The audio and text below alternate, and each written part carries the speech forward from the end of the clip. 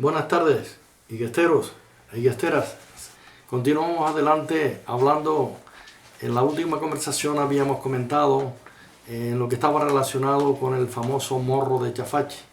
Ya dije que el morro de Chafache sirve como hito histórico en el famoso barranco de Chacorche y que está concretamente en el lugar que se denomina Chafache, en la parte izquierda subiendo hacia la parte alta o bajando a la derecha. Y también comenté que había sido descansadero y refresco de todos aquellos que veníamos cargados y que arrimábamos el hombro para descargar la cesta o la carga para aliviar y después continuar así adelante a nuestras casas o a nuestros hogares después de cumplida la misión, porque en aquel entonces la vida se nos presentó así, era así, y hasta los años 1974-75 evidentemente yo recuerdo ir por fruta, descansar allí en aquel lugar, en ese lugar, y continuar la carga, continuar la marcha con la carga.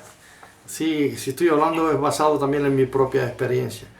Pero volviendo al dicho de Chofeli y el por qué firme como el morro de Chafache, quería comentar sobre este hombre. Era un hombre muy fuerte y que había, como comenté también, que había estado en Cuba.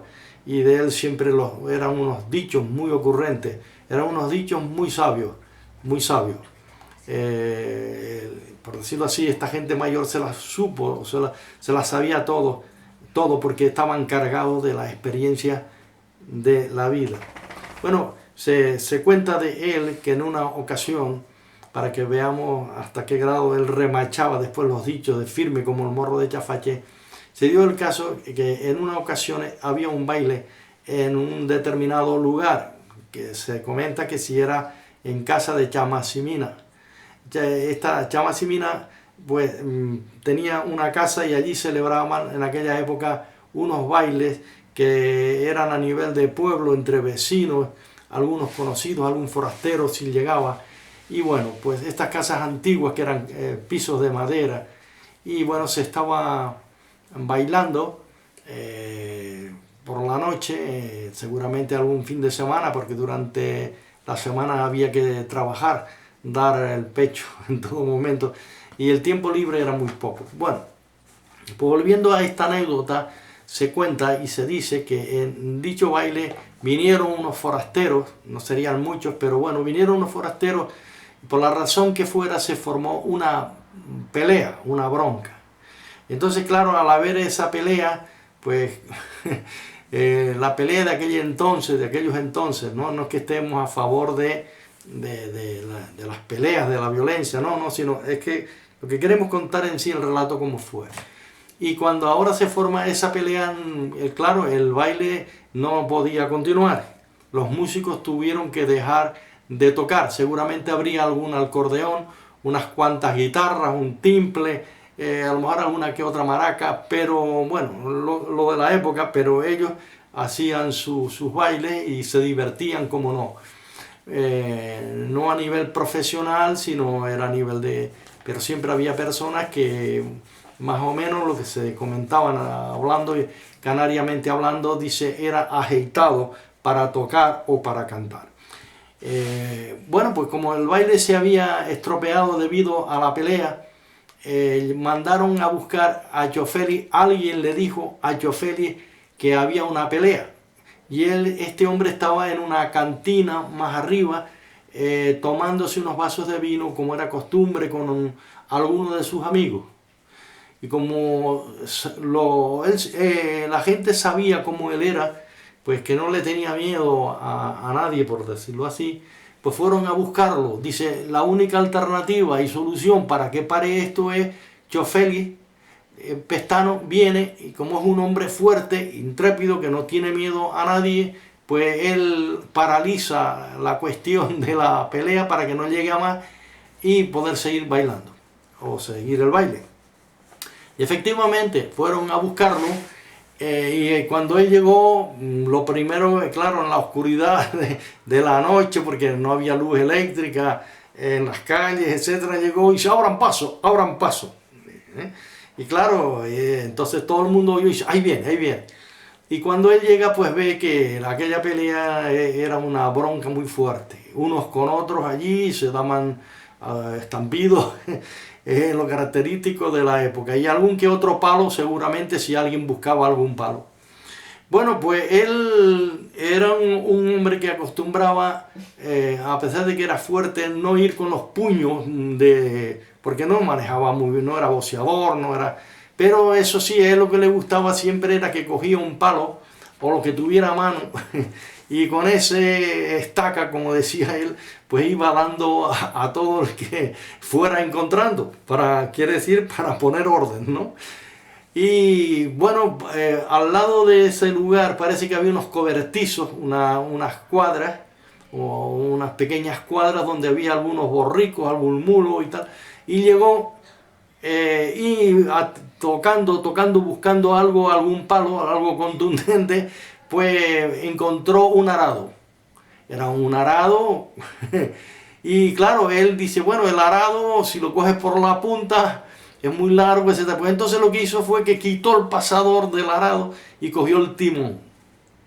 Y al coger el timón salió al patio, aquello era grande, y se introduce dentro de aquella terrible pelea y empezó a dar timonazos y más timonazos.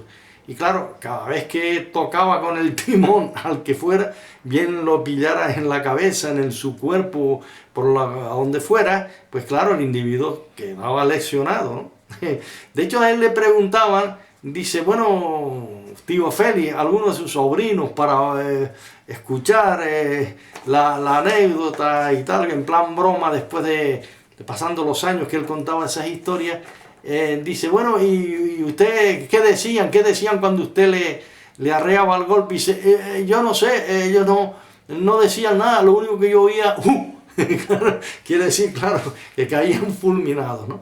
Bueno, pues una vez puso el orden, después de derribar tanta gente que había por allí, con el timón, el famoso timón, él dice, vuelvan al baile otra vez, a seguir bailando. Y entonces ya se fue, dieron todo por normal, se fue nuevamente a la cantina, fue a tomarse sus vasitos de vino, el baile continuó, y claro, estas eran las anécdotas de él.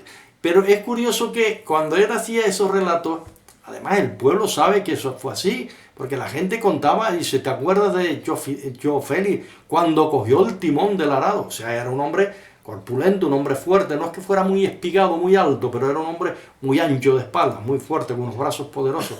Más estaría en su época de juventud. Bueno, quiere decir, a lo mejor pudiese ser un hombre de 40 años, imagínense ustedes. Y bueno, entonces todos esos relatos, cuando a él le buscaban la conversación, él siempre dice, y yo firme como el morro de Chafache. Quiere decir que no retrocedía, que él era firme como el morro de Chafache en sus convicciones. También, o en lo que se proponía, dijera, no sus convicciones, sino en lo que él se proponía. También recuerdo escucharle yo de niño, hablando de él con mi abuelo Lorenzo García Cuello, mi abuelo paterno. Ellos estuvieron en Cuba y entonces cada vez que se veían, en una de las ocasiones coincidió que yo iba pequeño con mi abuelo, acompañando a mi abuelo, que veníamos de coger papas de Forañaco, y entonces nos encontramos en los muros de allí, en la parte de Ajoreña, en unos muros que estaban en el puente, etc. Entonces, bueno, se saludaron mutuamente y él, Lorenzo, amigo de fatiga, compañero de Cuba, etcétera, etcétera. Y mi abuelo, pues nada, empezaron a conversar sobre Cuba, era lo que ellos habían absorbido cuando en su juventud, porque claro, Cuba en sí fue su salvación económica y en muchos aspectos, ¿no? Y entonces él contaba de que hubo una época donde había como una pequeña revolución para que los canarios y los extranjeros abandonaran a Cuba, porque había un concepto generalizado de los que eran nativos de allí, de que los extranjeros les estaban quitando el trabajo, ¿no? Y bueno, muchos, decía yo Félix, explicándole a mi abuelo, que muchos ya habían partido para Igueste, evitando posibles problemas, porque dice que se ponían de acuerdo bastantes personas, mulatos o hombres de color, y que con las machetes en mano amenazaban constantemente iban a los ingenios, a los cortes de caña, etcétera, para amenazando, ¿no? Para que dejaran el trabajo para los cubanos. Eso es lo que él comentaba, eso es lo que yo comento porque se lo escuché a él, yo niño, y aquello me quedó claro, y yo quedaba impactado porque yo con 10, 12 años mirando a aquel hombre y cómo relataba, todo se me quedó, absorbí todo lo que decía, y por esta razón lo cuento no a nivel de chistes, sino a nivel de que él siempre decía, reafirmaba, yo firme siempre como el morro de Chafache. Bueno, pues volviendo al tema de que explicaba él que en una mañana estaba él y un joven cortando, habría más cortando caña, y que entonces cuando vieron salir de la manigua, que en este caso la pequeña selva de entre los árboles, dice que eran como 10 o 12 hombres de color, machete en mano, y que venían a por ellos, que venían seguramente no a saludarlos de buena manera, según comentaba él. Y que entonces dice que el chico más joven, con falta de experiencia, trató de correr. Y que él a su vez lo agarró por así, si yo lo agarré fuerte y dice, no, aquí no hay que huir, cobarde, no. Yo soy Félix Pestano, el isleño, el hombre que no le tiene miedo a la muerte. Así se expresaba él. Había que ver cómo lo vivía y cómo había pasado tantos años y cómo él hacía aquel relato. Y que entonces dice que hubo un momento, o sea, una distancia entre ellos y él donde estaba cortando. Y claro, dice que él también con el machete frente a frente. Y claro, esperaba que ellos siguieran avanzando. Pero en vista, él dice, hubo una actitud, una espera. Entonces yo en vista que no avanzaban sobre mí, les dije, avancen, que aquí está Félix Pestano el isleño, el hombre que no le tiene miedo a la muerte. Es curioso que comentaba él que hubo un silencio, hubo una espera, hubo un mirarse de rabo de ojo a aquellos, dice que eran 10 o 12. Y entonces cuando lo oyeron a él y vieron que no retrocedía, como decía él, porque seguía firme como el morro de Chafache, según su ilustración, aquellos decidieron, bien quisieran más razón o no más razón, decidieron, dice, nos hemos encontrado con la horma de nuestros zapatos. Aquí no podemos porque este hombre está dispuesto. Claro, también estaba armado con un machete porque él estaba cortando caña. Y él dice que el machete dice que brillaba al sol, porque claro, eso lo amolaban quizás a diario para después cortar esa caña, porque si estaba joto, como se solía decir, no era cortante, la hoja no cortaba. Pues dice que pensaron, entonces dice que retrocedieron y según vinieron de la manigua, hicieron así uno detrás de otro y se metieron otra vez en la manigua. Y que él dice que levantó el machete y dijo, yo soy Félix Pestano, yo soy el campeón, yo firme como el morro de Chafache. Esa era su identidad. Porque él le dice que le había dicho, dice, avancen, aquí está Félix Pestano el isleño, no le tengo miedo a la muerte. Bueno, todas estas cosas son anécdotas que quedaron. Y yo no lo digo, comento esto porque fueron en aquella época tenía que haber sido muy duro, la vida tenía que haber sido muy fastidiada, sobre todo para aquellos. Porque él dice, muchos higuesteros ya se habían venido para acá huyendo, decía él, a la quema. Sí, pero yo pensé que de quedarme, terminar la zafra y ganar unos pesos más. Y me quedé. Bueno, él contaba estos relatos y contó muchos otros también. De una ocasión parece ser que había un chico como de 14 años por ahí, y habían estado comiendo él y sus hermanos, lo que ellos llamaban allantando. Entonces dice que llegó el chico y ellos lo que hicieron fue pues, invitarle a comer. Pero dice que el chico mal educado, cogió, parece ser, decía él, el moñigo, el excremento de un caballo o de un mulo o algo y entonces que lo cogió y se lo tiró dentro de la fuente o del lebrillo donde estaban comiendo. Y él, claro, en vista de que ver aquel desagradecido, aquel provocador, dice que se fue arrimando a él, dice que le dio un revés de mano, que el chico saltó para allá. Bueno, imagínese usted la presión que tendría al dar ese revés de mano, me imagino. Era lo que se llamaba antes un revés de mano. Un revés de mano bien pegado. Había que ser un hombre fuerte para poderlo aguantar y seguir de pie, ¿eh? Bueno, pues comenta él que cuando el chico dice que cayó, seguramente sin conocimiento, por un rato, al rato se levantó. Y el chico dice que partió. Pero que sus hermanos le advirtieron, dice: ay Félix, ¿qué ha hecho? Dice: este chico es hijo, y mencionaron a unos mulatos que eran famosos con el machete, que eran hombres de pelea, que más bien eran lo que se llamaba antiguamente buscadores de ruidos, que les gustaba la bronca y la pelea. Dice: cuando ahora se lo diga a sus hermanos, vendrán a por nosotros. Y él les dijo a los hermanos, dice: yo no le tengo miedo a nadie. Dice, y él comentó y dijo, y esto lo digo porque lo escuché yo, y lo hago público porque eso lo dije, porque el hombre hablaba en cátedra, y dice que sus hermanos en ese momento, dice que no estaban dispuestos a colaborar o a defenderlo si en este caso venían problemas mayores.